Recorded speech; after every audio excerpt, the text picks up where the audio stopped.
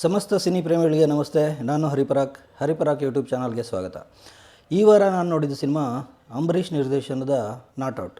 ಸಾಮಾನ್ಯವಾಗಿ ಸಿನಿಮಾಗಳ ಕತೆ ಅಂದರೆ ಅದಕ್ಕೊಂದು ವಿಸ್ತಾರವಾದ ಕ್ಯಾನ್ವಾಸ್ ಇರುತ್ತೆ. ಆದರೆ ಈ ಸಿನಿಮಾದ ಕಥೆಯನ್ನು ನೀವು ಒಂದು ಇನ್ಸಿಡೆಂಟ್ ಅಂತ ಹೇಳಿದರೆ ತಪ್ಪೇನಿಲ್ಲ. ಯಾಕಂದರೆ ಕರೋನಾ ಕಾಲದಲ್ಲಿ ಹಣಕ್ಕಿಂತ ಜೀವ ಮುಖ್ಯ, ಮಾನವೀಯತೆ ಮುಖ್ಯ ಅಂತ ಒಬ್ಬ ಮನುಷ್ಯನಿಗೆ ರಿಯಲೈಸ್ ಆಗೋದು ಈ ಸಿನಿಮಾದ ಹೂರಣ. ಇದನ್ನು ಸಿನಿಮಾದ ಮಿತಿ ಅಂತ ಹೇಳಿದರೂ ತಪ್ಪಿಲ್ಲ. ಈ ಸಿನಿಮಾದ ಹೆಸರು ನಾಟ್ ಔಟ್. ಅದಕ್ಕೆ ಕ್ರಿಕೆಟ್ ಭಾಷೆಯಲ್ಲಿ ಹೇಳೋದಾದರೆ ಅವನು ವಿಕೆಟ್ ಬಿತ್ತು ಅಥವಾ ಅವನು ಔಟ್ ಆದ ಅಂತ ಎಲ್ಲರೂ ಅಂದ್ಕೊಂಡಿದ್ದ ಒಬ್ಬ ವ್ಯಕ್ತಿ ಬಂದು ಇಡೀ ಮ್ಯಾಚ್ ಸಮರಿನ ಹೇಳ್ತಾನೆ. ಸಿನಿಮಾದ ಆರಂಭದಲ್ಲಿ ಅಂದರೆ ಪವರ್ ಪ್ಲೇನಲ್ಲಿ ನಿರ್ದೇಶಕರು ಒಂದಷ್ಟು ಕುತೂಹಲ ಹುಟ್ಟಿಸ್ತಾರೆ.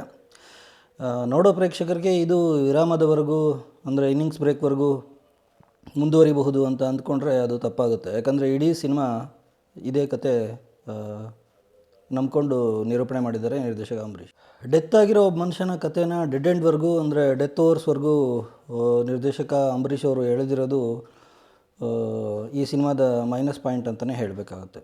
ಬಡ್ಡಿಗೆ ದುಡ್ಡು ಕೊಟ್ಟು ಜನರ ಪ್ರಾಣ ಹಿಂಡೋದು, ಜೊತೆಗೆ ಇನ್ನೊಬ್ರಿಗೆ ಸೇರಿದ ಜಾಗನ ನಂದೇ ಹೋಮ್ ಗ್ರೌಂಡ್ ಅಂತೇಳಿ ಕಬಳಿಸೋಕ್ಕೆ ಟ್ರೈ ಮಾಡೋದು ಇಲ್ಲಿನ ಮುಖ್ಯ ಪಾತ್ರದ ಒಂದು ಖಯಾಲಿ.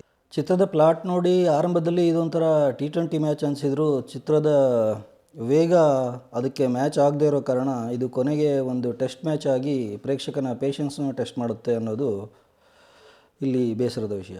ಚಿತ್ರಕಥೆಯಲ್ಲಿ ಮೊದಲೇ ಹೇಳಿದಂತೆ ಕಥೆಯನ್ನು ಗ್ರೌಂಡು ತುಂಬ ಚಿಕ್ಕದು, ಆದರೆ ಅದರ ಜೊತೆಗೆ ನಿರ್ದೇಶಕರ ಶಾರ್ಟ್ ಸೆಲೆಕ್ಷನ್ನು, ಫೀಲ್ಡ್ ಪ್ಲೇಸ್ಮೆಂಟು ಇವೆಲ್ಲ ವೀಕ್ ಆಗಿರೋದ್ರಿಂದ ಒಳ್ಳೆ ಸ್ಕೋರ್ ಮಾಡೋಕ್ಕೆ ಸಾಧ್ಯ ಆಗಿಲ್ಲ. ಅದೇ ಕಥೆನ ಕ್ಲೈಮ್ಯಾಕ್ಸ್ವರೆಗೂ ಚೇಸ್ ಮಾಡೋದು ಕೂಡ ಅಷ್ಟೊಂದು ಎಫೆಕ್ಟಿವ್ ಆಗಿ ಆಗಿಲ್ಲ. ಹಾಗಾಗಿ ವೆಟ್ ಔಟ್ಫೀಲ್ಡಲ್ಲಿ ಫೀಲ್ಡಿಂಗ್ ಮಾಡೋ ಪ್ಲೇಯರ್ ಥರ ತಡವರಿಸಿದ್ದಾರೆ ನಮ್ಮ ನಿರ್ದೇಶಕ ಅಂಬರೀಷ್ ಅವರು. ಅವರು ತೀರಾ ಡಿಫೆನ್ಸಿವ್ ಆದ ತಮ್ಮ ಆ್ಯಟಿಟ್ಯೂಡಿಂದ ಈ ಕತೆ ಈ ಥರ ಆಗಿದೆ ಅಂತ ಅನ್ನೋ ಪಾಯಿಂಟ್ನ ಪ್ರೇಕ್ಷಕ ತುಂಬ ಸುಲಭವಾಗಿ ಕ್ಯಾಚ್ ಮಾಡ್ತಾನೆ. ಇನ್ನು ಸಂಭಾಷಣೆಯ ವಿಷಯಕ್ಕೆ ಬಂದರೆ ಅಲ್ಲಲ್ಲಿ ಒಂದೆರಡು ಮಾತುಗಳನ್ನ ಬಿಟ್ಟರೆ ಇಡೀ ಕಾಮೆಂಟ್ರಿ ಕೂಡ ತುಂಬ ಸಾಧಾರಣ ಅಂತಲೇ ಅನಿಸುತ್ತೆ. ಪಾಪ ನಿರ್ದೇಶಕ ಅಂಬರೀಷ್ ಅವರು ಇಲ್ಲಿ ಕ್ಯಾಪ್ಟನ್ ಆಗಿರೋದ್ರಿಂದ ಅವರಿಗೆ ಕತೆ ವಿಷಯದಲ್ಲಿ ಒಂದು ಒಳ್ಳೆ ಪಿಚ್ ಏನೋ ರೆಡಿ ಮಾಡ್ಕೊಂಡಿದ್ದಾರೆ. ಆದರೆ ಅವರಿಗೆ ಟಾಸ್ ಗೆದ್ದು ಬ್ಯಾಟಿಂಗು ಫೀಲ್ಡಿಂಗು ಎರಡನ್ನೂ ಒಟ್ಟಿಗೆ ಆಯ್ಕೆ ಮಾಡಬೇಕಾದ ಅನಿವಾರ್ಯತೆ. ಹಾಗಂತ ತೀರಾ ಎಡವಟ್ಟು ಮಾಡಿ ಮ್ಯಾಚ್ ಕ್ಯಾನ್ಸಲ್ ಆಗೋ ಥರ ಎಲ್ಲ ಮಾಡದೇ ಇದ್ದರೂ ತೀರಾ ನಾಟ್ ಔಟ್ ಸಿನಿಮಾನ ಸೆಂಚುರಿ ಬರ್ಸೋ ಲೆವೆಲ್ಲಿಗೆ ತಗೊಂಡೋಗಿ ಕೊನೆಗೆ ಬ್ಯಾಟ್ ಎತ್ತಿ ಸಂಭ್ರಮ ಪಡುವಷ್ಟು ಮಟ್ಟಕ್ಕೆ ತಗೊಂಡೋಗಿಲ್ಲ ಅನ್ನೋದು ವಿಪರ್ಯಾಸ.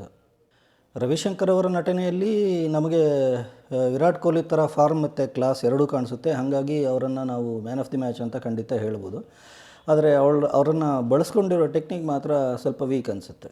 ಅತ್ಲಾಗೆ ರೌಡಿನೂ ಅಲ್ಲ, ಇತ್ಲಾಗೆ ಕಾಮಿಡಿ ಪೀಸು ಅಲ್ಲ ಅನ್ನೋ ಪಾತ್ರದಲ್ಲಿ ಕಾಕ್ರೋಚ್ ಸುದಿ ಈ ನಮ್ಮ ಹೆಸರಿಗೆ ಮಾತ್ರ ಆಲ್ರೌಂಡರ್ಸ್ ಅಂತ ಇರ್ತಾರಲ್ಲ, ಶಿವಮ್ ದುಬೆ, ವಾಷಿಂಗ್ಟನ್ ಸುಂದರ್ ಅವ್ರ ಥರ ಮೀಡಿಯಾಕರ್ ಅಂತ ಅನಿಸ್ತಾರೆ.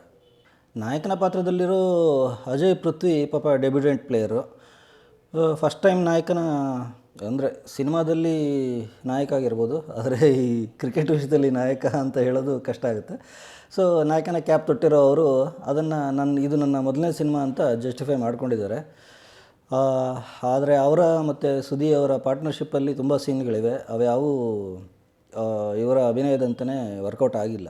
ಹೀರೋಯಿನ್ ಆದಮೇಲೂ ಬಾಲನಟಿ ಅಂತೆ ಕಾಣೋ ರಚನಾ ಇಂದರ್ ಒಂಥರ ಅಂಡರ್ 19 ಪ್ಲೇಯರ್ ಥರನೇ ಕಾಣಿಸ್ತಾರೆ.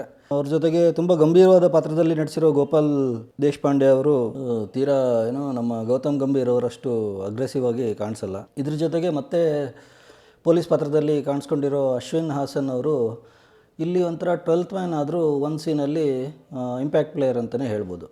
ಇನ್ನು ಸಂಗೀತ ನಿರ್ದೇಶಕ ಜೂಡಾ ಸ್ಯಾಂಡಿ ಗ್ರೌಂಡ್ನಲ್ಲಿ ಡ್ಯಾನ್ಸ್ ಮಾಡೋ ಚೇರ್ ಗರ್ಲ್ಸ್ನ ನೋಡಿದವ್ರ ಥರ ಇಡೀ ಸಿನಿಮಾ ತುಂಬ ಎಲ್ಲ ದೃಶ್ಯಗಳಲ್ಲೂ ಎದ್ದೋ ಸಿಕ್ಕಾಬಿಟ್ಟೆ ಬಾರಿಸ್ಬಿಟ್ಟಿದ್ದಾರೆ ಮ್ಯೂಸಿಕ್ನ. ಇನ್ನು ಕ್ಯಾಮ್ರಾ ವಿಷಯ ಮಾತಾಡೋದಾದರೆ ಸಿನಿಮಾದಲ್ಲಿ ಡೇ ಆ್ಯಂಡ್ ಲೈಟ್ ಫೀಲಿಂಗ್ ಎರಡೂ ಇದೆ. ಆದರೆ ಕ್ಯಾಮ್ರಾಮನ್ ಮಾತ್ರ ಏನು ತೀರಾ ಬ್ಯಾಡ್ ಲೈಟಿಂದ ಮ್ಯಾಚ್ ಡಿಲೇ ಆಯಿತು ಅನ್ನೋ ಥರ ಎಡವಟ್ಟುಗಳೇನು ಮಾಡ್ಕೊಂಡಿಲ್ಲ.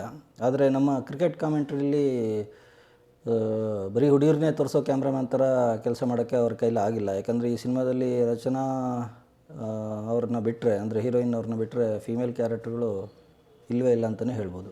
ಇದ್ರ ಜೊತೆಗೆ ಸಿನಿಮಾದ ಎಡಿಟರ್ಗೂ ಕೂಡ ತಮಗೆ ಬೇಕಂದಂಗೆಲ್ಲ ಕಟ್ ಶಾಟ್ ಹೊಡೆಯೋಕ್ಕೆ ಅವಕಾಶ ಸಿಕ್ಕಿಲ್ವೋ ಅಥವಾ ಅವ್ರಿಗೆ ಅನ್ನಿಸ್ಲಿಲ್ವೋ ಹೇಳೋದು ಕಷ್ಟ ಆಗುತ್ತೆ. ಒಟ್ಟಾರೆ ಹೇಳೋದಾದರೆ ನಾಟ್ ಔಟ್ ಒಂದು ಸಣ್ಣ ಕಥೆನ ಇಟ್ಕೊಂಡು ಮಾಡಿರೋಂಥ ಸಿನಿಮಾ. ಇದು ತೀರಾ India Pakistan world cup match ಥರ ರೋಚಕ ಅನ್ನಿಸದೇ ಇದ್ದರೂ ಅಟ್ಲೀಸ್ಟ್ ಒಂದು ಫ್ರೆಂಡ್ಲಿ ಮ್ಯಾಚ್ ಥರ ಅಥವಾ ಪ್ರೆಸಿಡೆಂಟ್ ಎಲೆವೆನ್ ಮ್ಯಾಚ್ ಥರ ಅಥವಾ ಒಂದು ಎಕ್ಸಿಬಿಷನ್ ಮ್ಯಾಚ್ ಥರ ಆದರೂ ಇರುತ್ತೆ ಅಂತ ನಿರೀಕ್ಷೆ ಇಟ್ಕೊಂಡ್ರೆ ಅದು ಸುಳ್ಳಾಗುತ್ತೆ. ಎಕ್ಸಿಬಿಟರ್ಸ್ ಏನೇ ಮನಸ್ಸು ಮಾಡಿದರೂ ಇದು ಸಿನಿಮಾ ಮಂದಿರಗಳಲ್ಲಿ ಇದು ಯಶಸ್ವಿ ಪ್ರದರ್ಶನ ಕಾಣೋದು ಸ್ವಲ್ಪ ಡೌಟೇ.